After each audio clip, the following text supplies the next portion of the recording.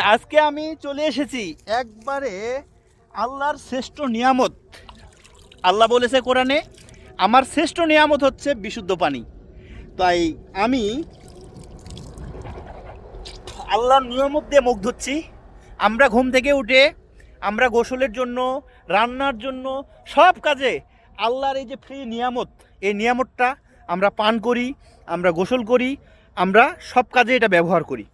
তো যদি আপনার বাড়িতে আল্লাহর এই নিয়ামতটা আয়রনযুক্ত হয়, ময়লাযুক্ত হয়, ব্যাকটেরিয়াযুক্ত হয়, আর্সেনিকযুক্ত হয়, এটাকে কিভাবে পিউরিফিকেশন করবেন ওয়াটার পিউরিফায়ারের মাধ্যমে, আমি মোহাম্মদ শামীম রেজা দীর্ঘদিন যাবৎ ওয়াটার পিউরিফায়ার নিয়ে কাজ করছি এবং এগুলো নিয়ে রিসার্চ করছি।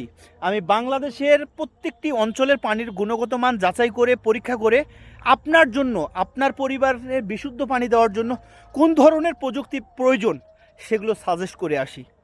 পানি আল্লাহর নিয়ামত, এটা আল্লাহ কোরআনে বলেছেন, কিন্তু আপনাকে আমাকে সচেতন হতে হবে।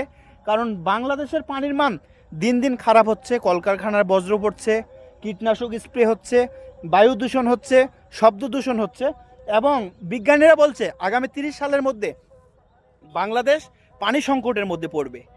তাই আপনি আজই ব্যবস্থা নিন, আমি আপনাদেরকে হেল্প করব এই বিষয়ে। যদি আপনি আমার চ্যানেলে নতুন হয়ে থাকেন বা আমার পেজে নতুন হয়ে থাকেন, চ্যানেলটিকে সাবস্ক্রাইব করবেন অথবা পেজটিকে ফলো দিবেন, তাহলে এই রিলেটেড অসংখ্য ভিডিও আপনি দেখতে পাবেন এবং এই বিষয়ে আপনি একজন এক্সপার্ট হয়ে যেতে পারবেন। আসসালামু আলাইকুম।